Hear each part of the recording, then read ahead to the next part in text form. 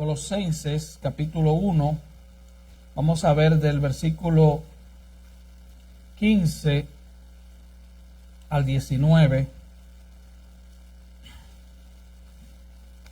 Lo tenemos todo, ¿verdad?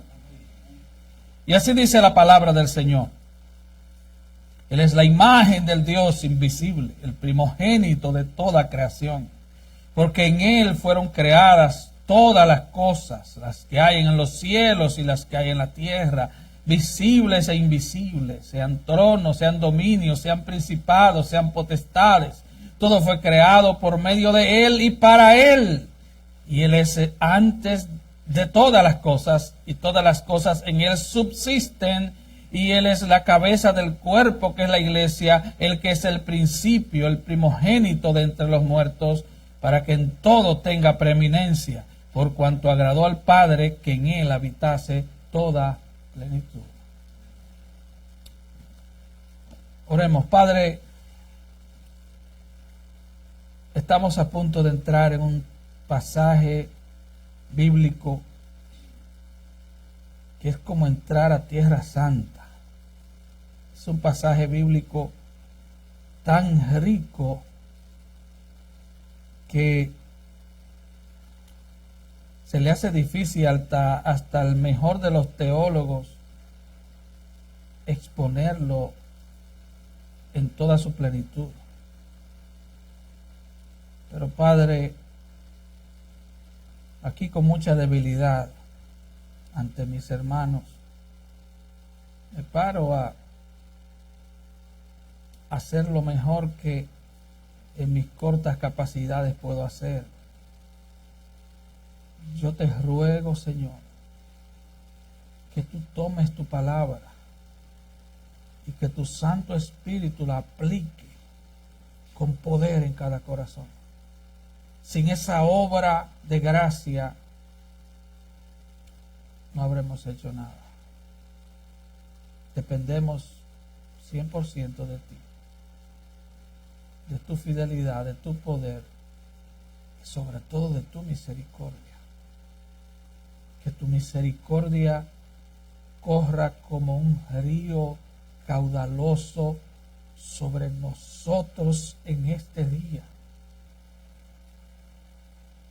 Que te lo pedimos en el nombre de Jesús. Amén. Puede tomar su lugar. Y el tema de hoy es, podríamos decir que es la esencia de lo que creemos. Es la base de nuestra fe.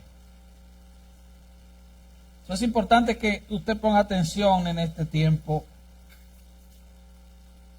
porque vamos a hablar de la deidad, de la divinidad de Cristo. Jesucristo es Dios. Ese es el tema de este pasaje. Y ese es el argumento central de esta carta completa. Y esa es la creencia fundamental del cristianismo. El cristianismo no está fundamentado en que, ven a Cristo y tu vida será maravillosa. No, está fundamentada en que Cristo es Dios. Él es Dios. Él es Dios encarnado. Toda la Biblia nos habla de Cristo. Él es el centro de la Biblia. El Antiguo Testamento es la preparación para la venida de Cristo. Los evangelios presentan a Cristo. Llegó Cristo.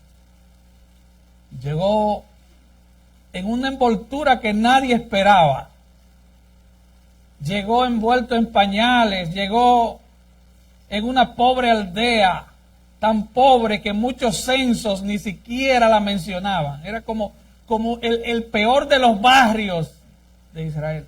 Ahí llegó, rodeado de animales y con el hedor que eso produce. Los evangelios presentan a Cristo. El libro de los Hechos es la proclamación. Aquí se anuncia el mensaje de salvación. Aquí vemos 30 años en la vida de la iglesia. Y en las cartas, a partir de Romanos, ahí estudiamos el evangelio aplicado. Primero vemos la explicación y luego vemos la aplicación.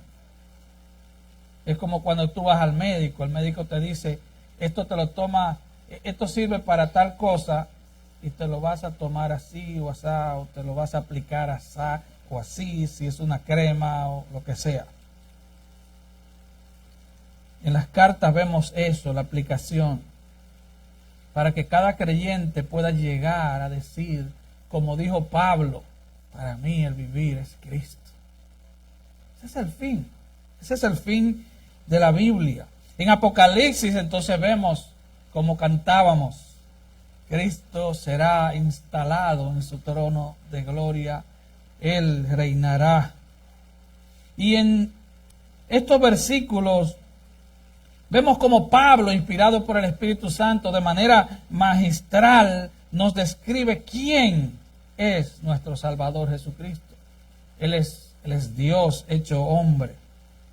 En el versículo 13 vimos que Dios nos libró del poder de las tinieblas y nos trasladó al reino de su amado Hijo. Cuando tú te convertiste a Cristo, tal vez seguiste viviendo en la misma casa, teniendo el mismo trabajo, pero tú fuiste trasladado de las tinieblas a la luz admirable de Cristo. Luego en el versículo 14 vimos que tenemos redención por su sangre, el perdón de pecados. Él pagó en su totalidad el precio que nadie podía pagar. Él pagó, Él te compró para que ahora vivas para Él. Así que esa es la obra de salvación que nuestro Señor ha hecho. Él nos salvó y pagó el precio de nuestro rescate. Luego el apóstol pasa a describir quién es Cristo. Y recuerda el contexto histórico, ya hemos hablado de eso. Esta iglesia fue fundada por Epafras. Epafras fue alcanzado por el Evangelio a través de Pablo cuando predicó en Éfeso. Luego Epafras se va a la ciudad de Colosas y en Colosas comienza a predicar la palabra y ahí entonces nace la iglesia de Colosas. Pero esta iglesia tenía algunos problemas y Epafras le lleva el reporte a Pablo estando preso. Él le lleva el reporte. Y uno de esos problemas es que había una herejía que se relacionaba con la deidad de Cristo.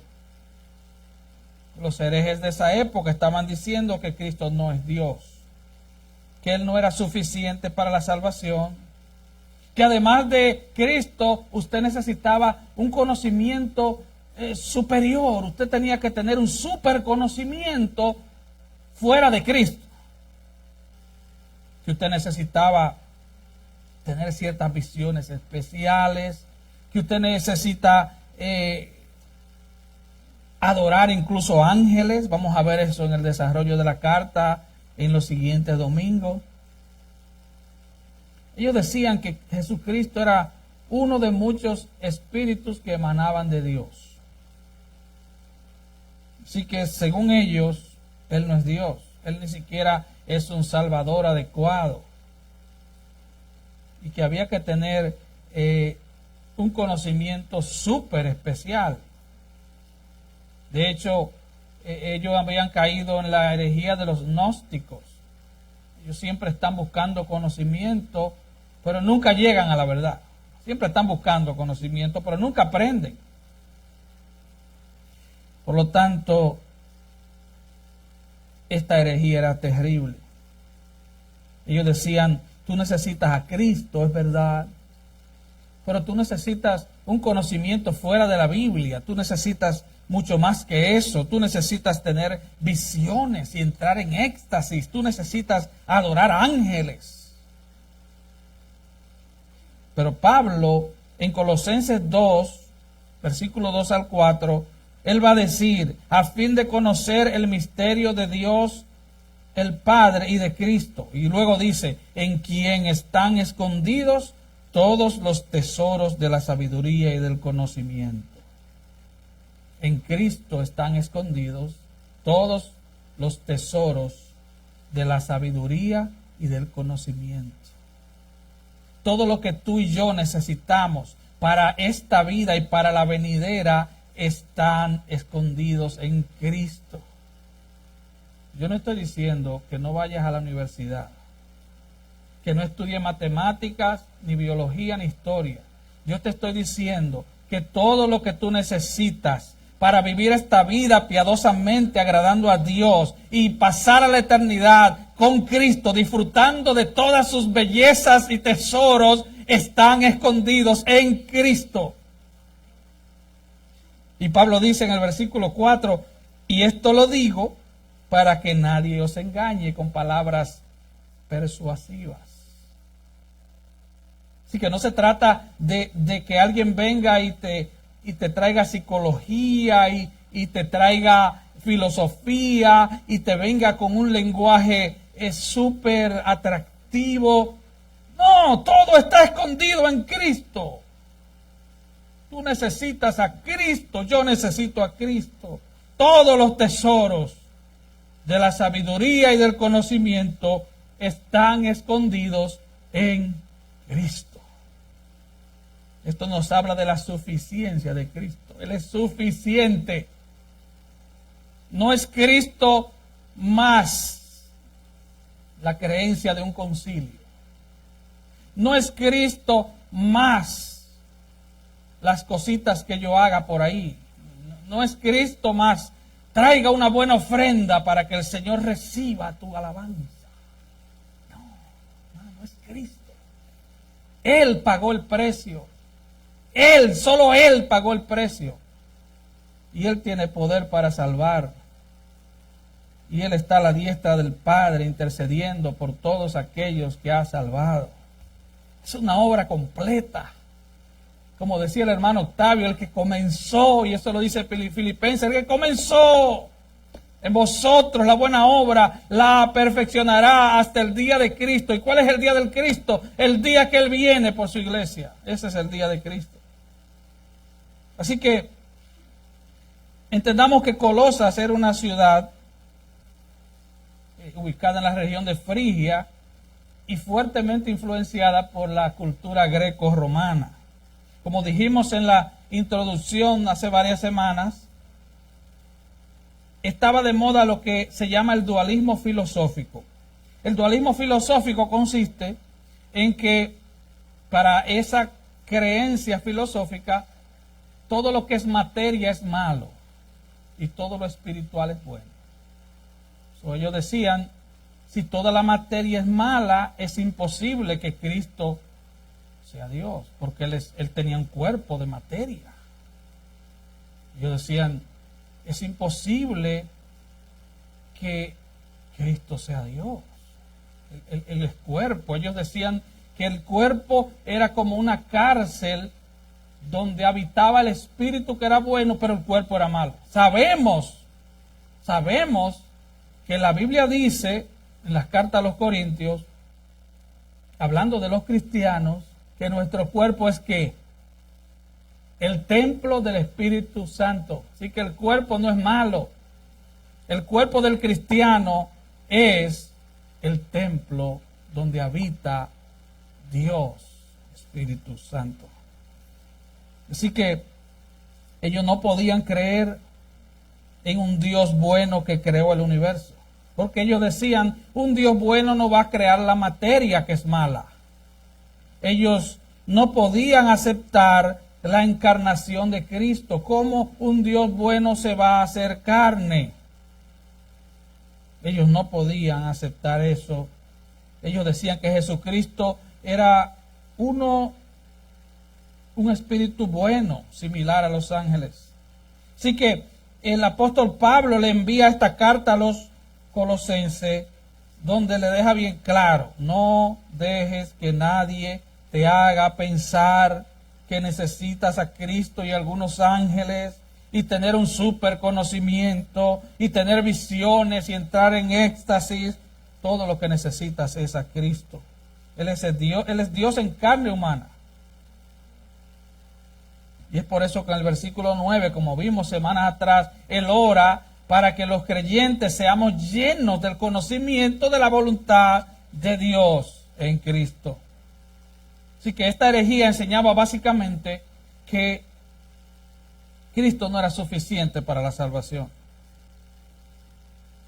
Y recuerde, si Cristo no es suficiente para la salvación, eso significa que la salvación en Cristo no está completa, que tú necesitas hacer algo más, que tú necesitas ir a tal lugar, o que tú necesitas, qué sé yo, por poner un ejemplo, necesitas ir al río Jordán y bautizarte allá, o necesitas que te traigan una estilla de la cruz de Cristo, ¿verdad? Y tenerla en tu bolsillo como un amuleto de buena suerte.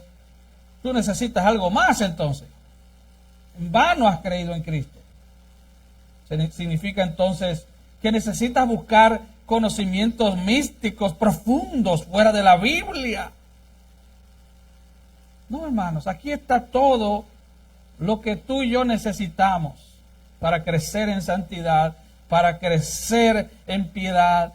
Y este es el instrumento que el Espíritu Santo usa para darnos cada día un parecer a Cristo, para que nos vayamos pareciendo a Cristo, para quitar de nuestras vidas lo que no agrada al Padre y para que seamos hechos conforme a Cristo.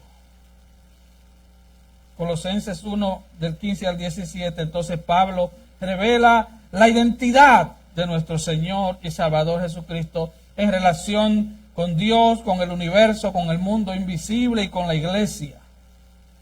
Esta mañana nos vamos a quedar en el primer versículo porque queremos participar de la mesa del Señor. Jesucristo en relación con Dios. Colosenses 1, 15.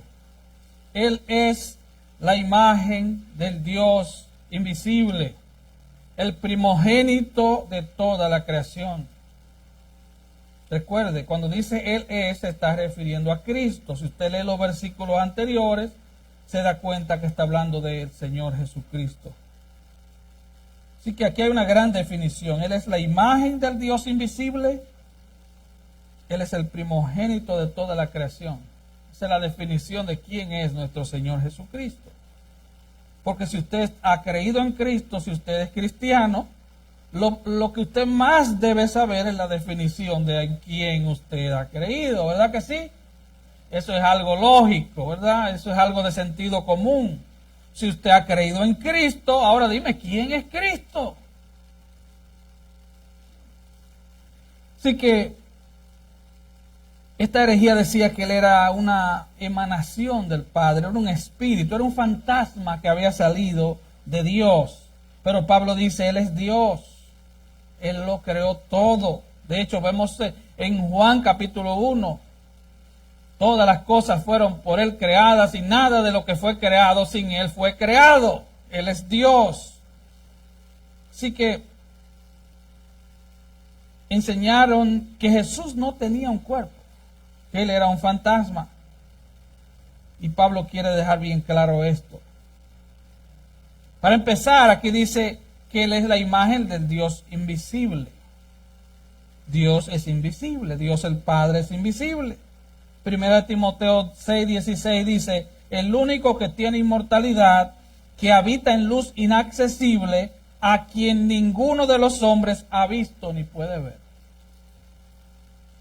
Que Dios el Padre es invisible. El Antiguo Testamento nos dice también que Dios es invisible, Él no puede ser visto, Él no puede ser visto por el ojo humano. Dios es espíritu y en Juan 4 Jesús dice, y los que le adoran deben adorarle ¿cómo? En espíritu y en verdad. Dios es invisible, pero aquí Pablo nos dice que Dios se hizo visible. Él es la imagen, ahora hay una imagen del Dios invisible.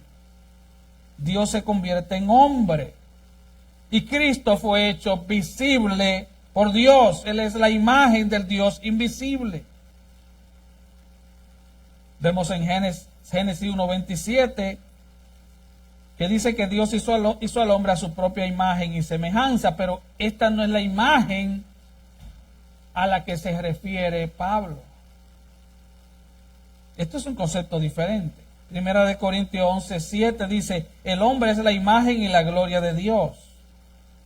Pero recuerde, nosotros no proyectamos la imagen perfecta de Dios. La imagen de Dios en el hombre fue distorsionada por el pecado. Estamos hechos a imagen de Dios en términos de capacidad para pensar, para sentir y para decidir. En eso fuimos hechos a imagen de Dios. Pero no tenemos en su totalidad la imagen moral de Dios. No, ni siquiera Adán la tenía. Porque en la primera prueba y se quemó. La primera. Así que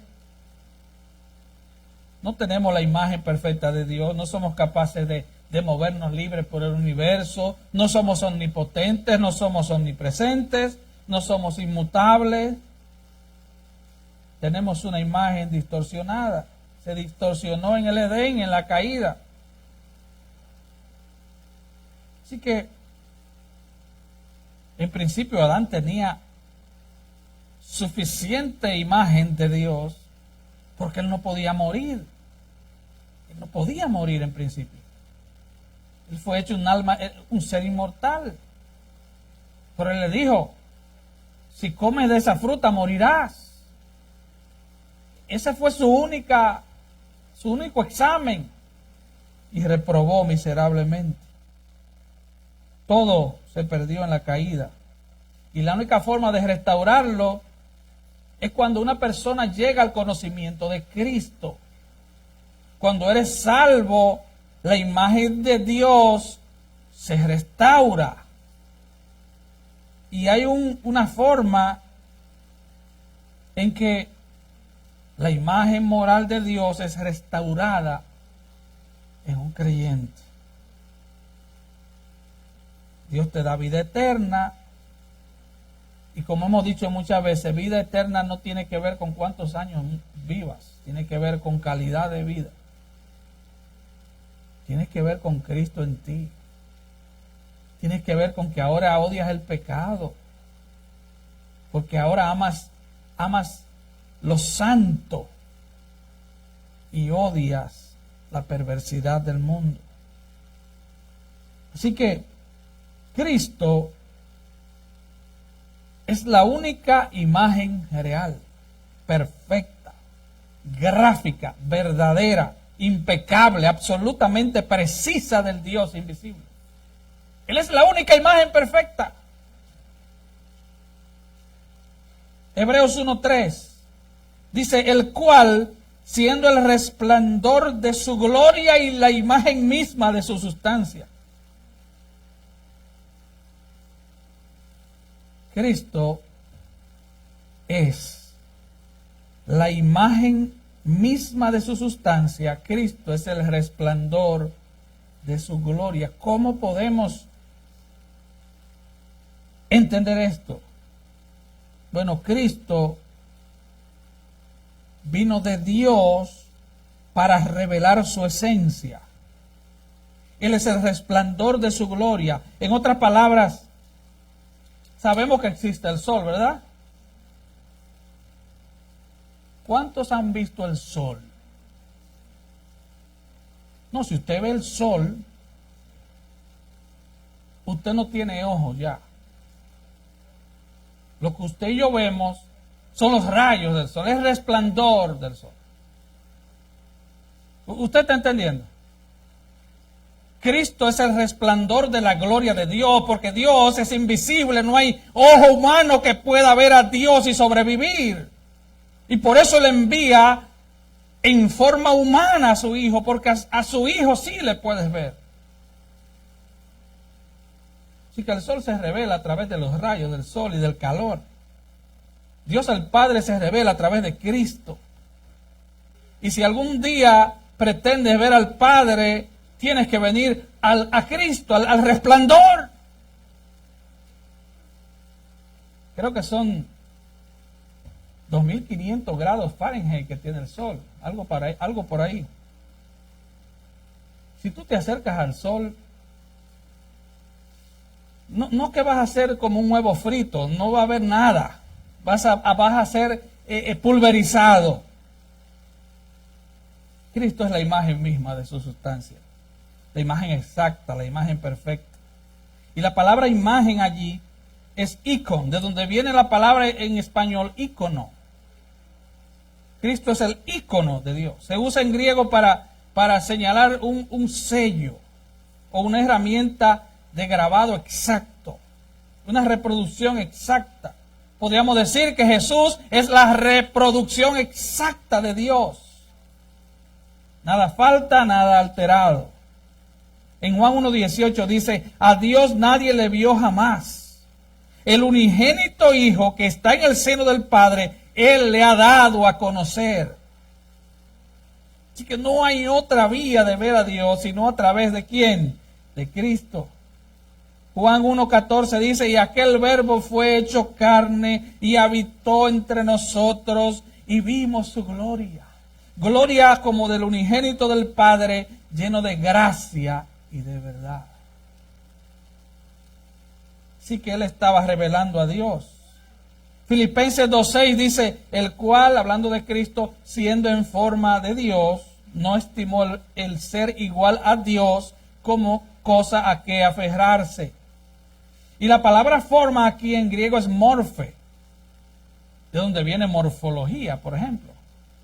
Morfe significa algo así como conjunto de características que hacen que una cosa sea totalmente diferente a otra. Totalmente diferente a otra. Así que decir que Cristo es en forma de Dios es porque Él tiene todas las características, todos los atributos que hacen que Él sea Dios. Él es Dios.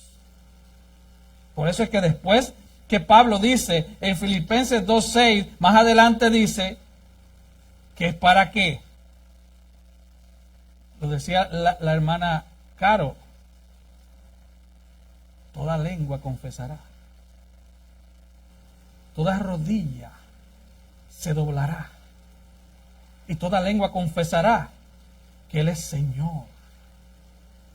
Y cuando dice toda lengua y toda rodilla, se está refiriendo a los que han sido atraídos por Cristo y se refiere a los que tendrán que hacerlo de manera coercitiva, de manera mandatoria.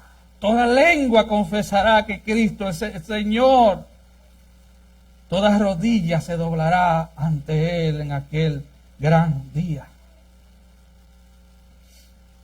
Así que Hebreos 1 y 2 comienza diciendo, Dios, habiendo hablado muchas veces y de muchas maneras a través de los padres por los profetas, en estos postreros días nos ha hablado por el Hijo.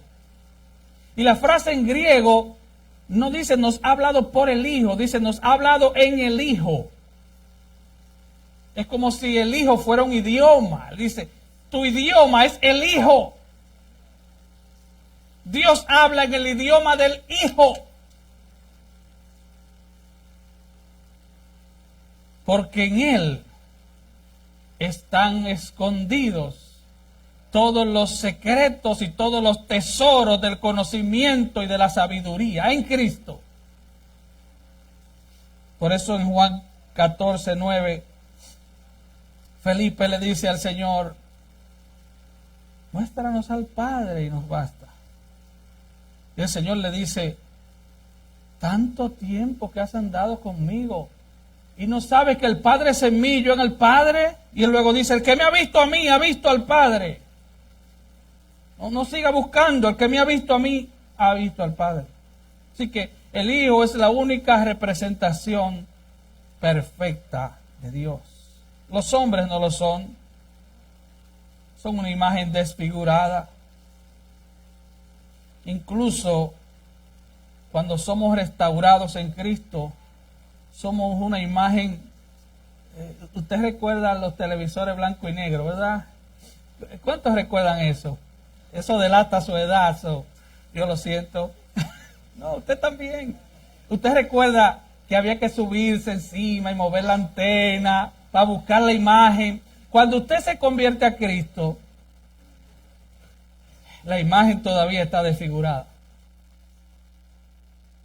Todavía está desfigurada. Nos falta tanto, hermano. Ahora, volviendo a Colosenses 1:15. La palabra imagen significa copia precisa. Significa réplica. Cristo es la réplica perfecta de Dios. Él es la réplica perfecta.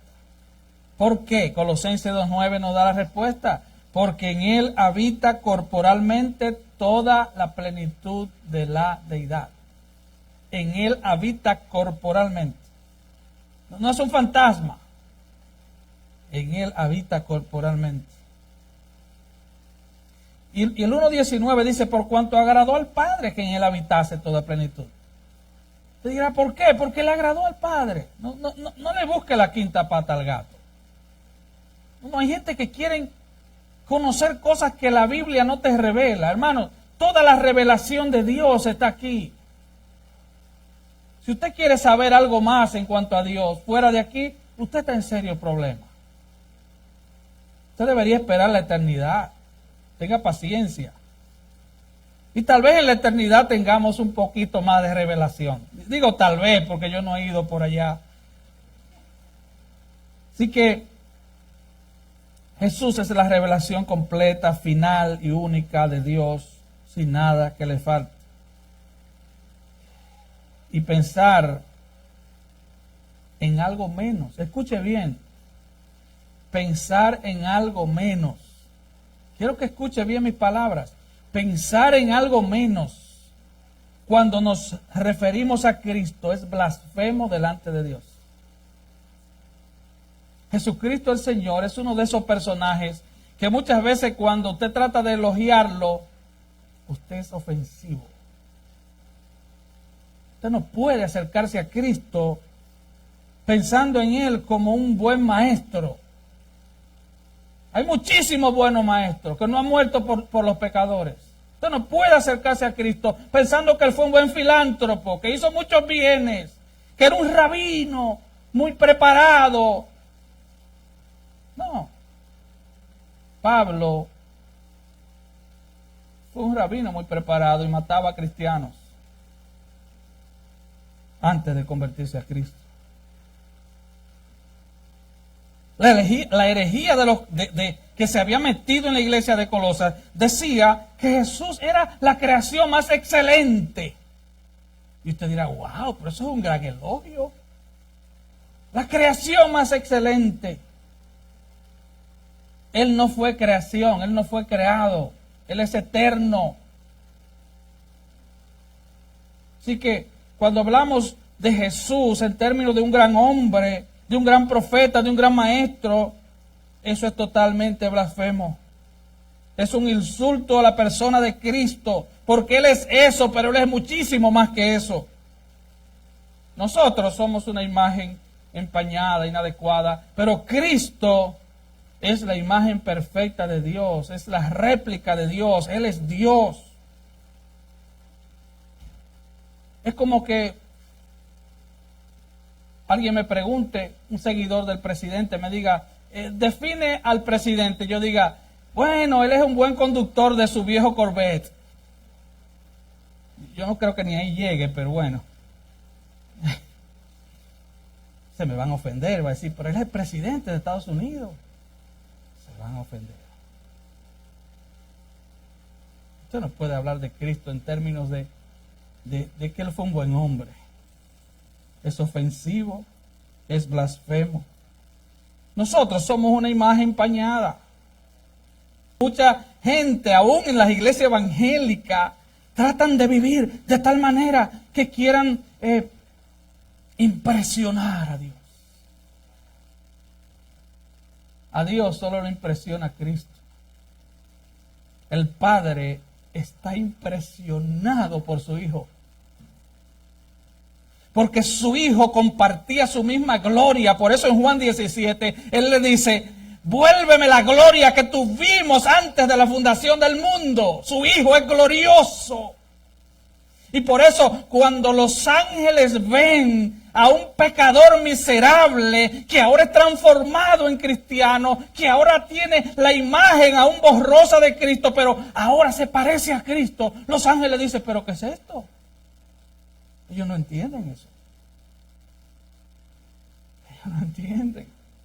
El mundo espiritual se vuelve medio loco cuando ve un pecador que es transformado en seguidor de Cristo.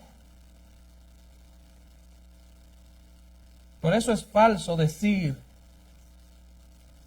Cristo te ama tal como eres. No, Cristo te ama a pesar de lo que eres. Al único que Dios ama tal cual es a Cristo. Al único. Primera de Juan 3:2, amados, ahora somos hijos de Dios y aún no se ha manifestado lo que hemos de ser. Aún no se ha manifestado. Se manifestará, pero no se ha manifestado. Pero sabemos que cuando Él se manifieste, seremos semejantes a Él, porque le veremos tal como Él es. Así que Él es la representación exacta de Dios. Él posee todos los atributos de Dios. Él posee toda la gloria y todo el poder, toda la majestad que hace que Dios sea Dios. Volvamos a Colosenses 1:15. Él es la imagen del Dios invisible. Él es el primogénito de toda la creación. Así que veamos la segunda parte. Él es el primogénito de toda la creación. Esa frase le ha traído problema a mucha gente. Él es el primogénito de toda la creación. Mucha gente, y incluimos ahí testigos de Jehová, mormones y muchos liberales que dicen que son cristianos, para decir que Jesucristo no es Dios, porque Él fue creado, porque ahí dice que Él es el primogénito. Pero esta frase, esta palabra primogénito, lo que significa es primado. Está hablando de posición, no está hablando de tiempo. No fue que fue el primero que nació, está hablando que es la persona de mayor rango o mayor jerarquía en el universo. Es una referencia a posición, no a tiempo. La Nueva Traducción Viviente lo dice de mejor manera. Dice, y Él es supremo sobre toda la creación. Él es supremo sobre toda la creación. Así que, si tú no lo adoras como Dios, solo recuerda esto, Él está a cargo. Él es el CEO del universo. Él es el creador del universo. Él es que sostiene el universo con su palabra. Él es que hace que los astros no choquen uno con otro. Él es que sostiene cada planeta en su lugar. Él es que sostiene las aguas en su lugar. Él le puso límite para que no pasen de ahí. Él es que colocó las estrellas en el universo. Él es que creó los billones de galaxias. Y usted ve que no hay caos en el universo porque Cristo sostiene el universo con su palabra. Apocalipsis 1:8. Él mismo se identifica y dice, yo soy el alfa y el omega, el principio y el fin, dice el Señor, el que es, el que era y que ha de venir, el Todopoderoso. Juan 8:58, Él dice, antes de que Abraham fuera, yo soy. Ahora, ¿qué significa entonces primogénito? En griego es prototokos. El término se refiere a posición, se refiere a rango, se refiere a autoridad legal, se refiere a derecho de tomar una herencia. El primogénito en la Biblia, y si usted hace un estudio del Antiguo Testamento, se dará cuenta, por ejemplo, Esaú nació primero que Jacob. ¿Saben eso, verdad? Los que conocen esa historia. Esaú nació primero, y usted dirá, bueno, pero al primero le toca la herencia. No. le tocó a Jacob, porque Jacob era el prototocos, era el que el padre decidió que tomara la herencia.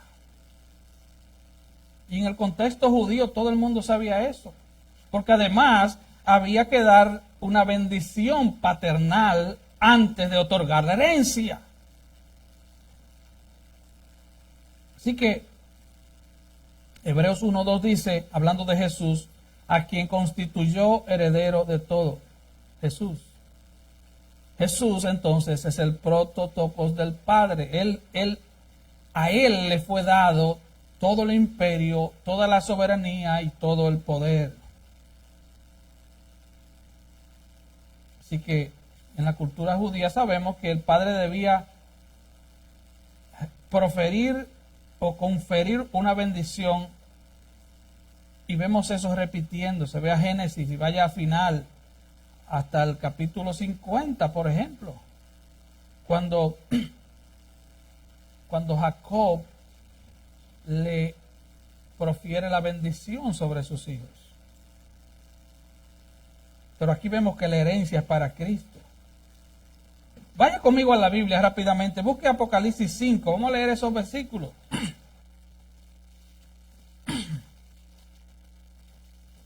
Apocalipsis 5.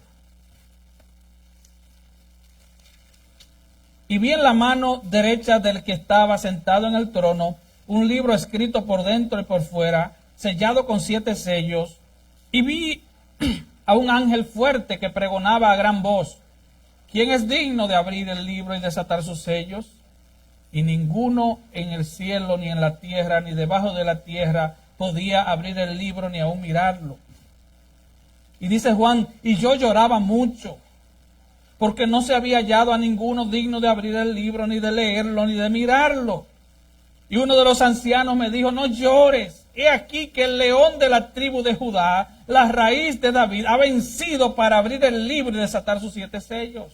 Y miré y vi en medio del trono y de los 4 seres vivientes, en medio de los ancianos, estaba en pie un cordero como inmolado, que tenía 7 cuernos y 7 ojos, los cuales son los 7 espíritus de Dios enviados por toda la tierra. Y vino y tomó el libro de la mano derecha del que estaba sentado en el trono, y cuando hubo tomado el libro, los 4 seres vivientes y los 24 ancianos se postraron delante del cordero. Todos tenían arpas y copas de oro llenas de incienso, que son las oraciones de los santos, y cantaban un cántico nuevo diciendo, digno eres de tomar el libro y de abrir sus sellos, porque tú fuiste inmolado y con tu sangre nos has redimido para Dios de todo linaje y lengua y pueblo y nación, y nos has hecho para nuestro Dios reyes y sacerdotes, y reinaremos sobre la tierra. Y miré y oí la voz de muchos ángeles alrededor del trono y de los seres vivientes y de los ancianos, y su número era millones de millones, que decían a gran voz, el cordero que fue inmolado es digno de tomar el poder, las riquezas, la sabiduría, la fortaleza, la honra, la gloria y la alabanza. Y a todo lo creado que está en el cielo y sobre la tierra y debajo de la tierra y en el mar, y a todas las cosas que en ellos hay, oí decir, al que está sentado en el trono y al cordero sea la alabanza, la honra, la gloria y el poder por los siglos de los siglos. Los 4 seres vivientes decían amén, y los 24 ancianos se postraron sobre sus rostros y adoraron al que vive por los siglos de los siglos. Un cuadro glorioso de alabanza al Cordero. Ahora, ¿qué es lo que está pasando aquí?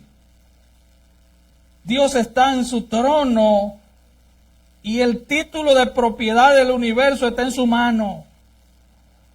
El título de propiedad del universo en las manos de Dios. Y Juan lloraba porque él decía, no hay nadie que pueda abrir ese título. Estaba sellado con 7 sellos conforme a la costumbre de la ley romana. ¿Quién es el dueño de la tierra que pueda abrir el título? Nadie podría abrir el título si no era el dueño. Y había preocupación en el cielo. Porque ¿quién era el dueño? ¿Quién era el heredero? ¿Quién tenía derecho a poseer, a recuperar y a heredar la tierra? El Cordero de Dios. Él tomó el título de propiedad. Y para ir concluyendo, la labor principal de Satanás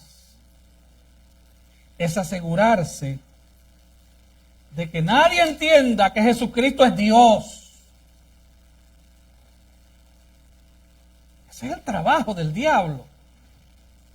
Que tú creas que Jesucristo es uno más. Que Él es uno más en la larga lista de líderes religiosos del mundo. Él es uno más.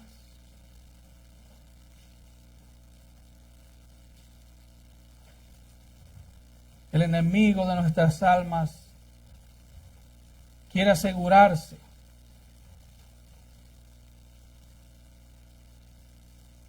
de que tú no entiendas que Él no es una criatura, que Él es el creador, que Él tiene poder sobre la vida y la muerte, que Él tiene poder sobre todo lo creado, porque por Él fue creado y nada de lo que fue creado sin Él fue creado.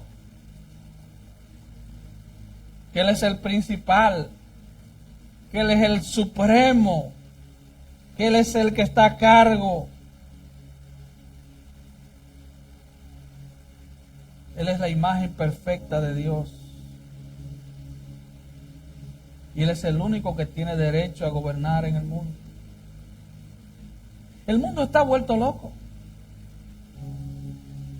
Guerras por aquí, guerras por allí.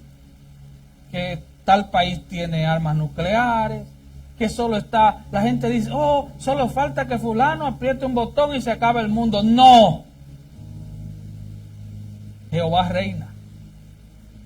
Jesucristo tiene en su mano no solo el comienzo del mundo, sino el fin del mundo.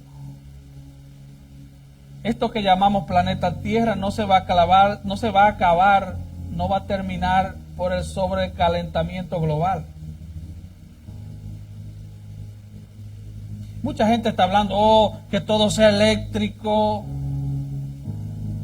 que los carros sean eléctricos, hasta que los tanques de guerra sean eléctricos. Soberana estupidez. Que todo sea eléctrico para salvar el planeta. El planeta, este planeta, es de Dios. Yo no estoy diciendo que tire basura en la calle, no. Yo no te estoy diciendo que no le cambie el muffler a tu carro y que tire humo que parezca que está fumigando los mosquitos. No. Pero este planeta le pertenece a Dios. Salven el planeta. No, busca a Cristo y salva tu alma.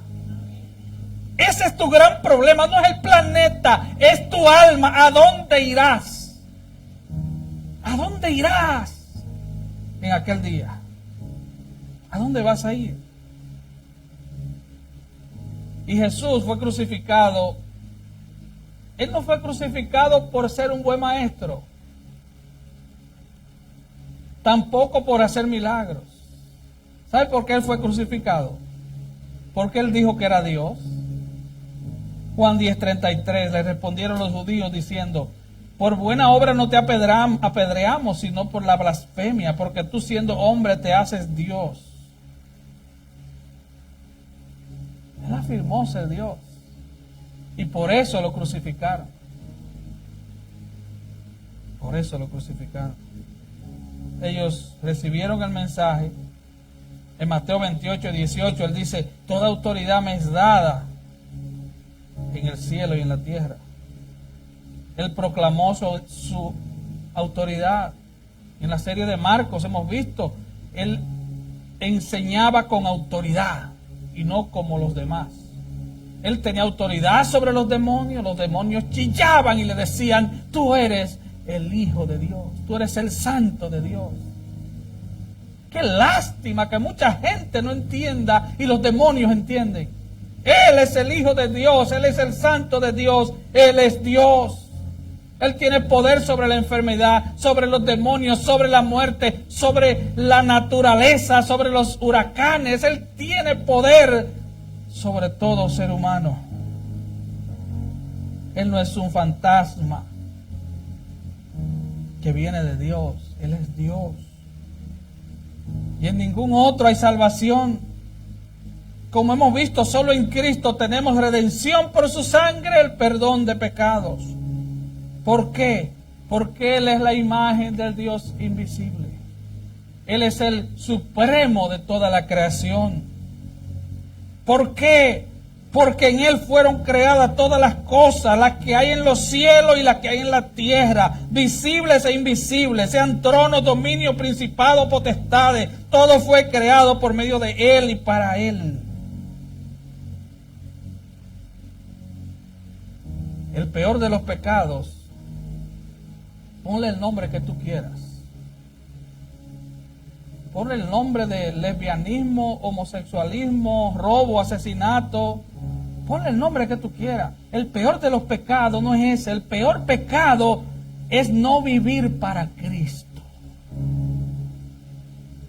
Es no vivir para Cristo. El peor de los pecados es vivir para tu propia gloria. Ese es el peor de los pecados. Si tú sabes que Él es Dios, te rindes a Él y tú le adoras. Y solo tiene dos opciones. En palabras de C.S. Lewis, él decía: ante ese conocimiento, o tú lo escupes y le llamas endemoniado, o tú te postras ante Él como Dios y le adoras. No me venga con términos grises. O tú le rechazas, lo ignoras, lo llamas endemoniado, lo escupes, o tú te rindes ante Él como Dios y le adoras. Vamos a estar